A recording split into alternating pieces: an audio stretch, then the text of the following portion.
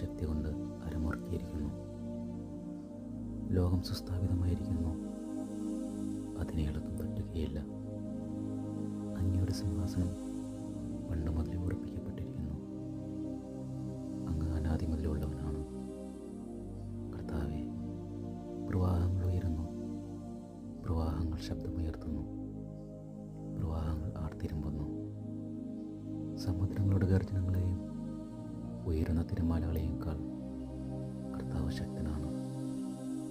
അങ്ങയുടെ കൽപ്പന വിശ്വാസ്യവും അലംഘനീയവുമാണ്. കർത്താവെ, പരിശുദ്ധി അങ്ങയുടെ ആലയത്തിന് എന്നേക്കും യോജിച്ചതാണ്.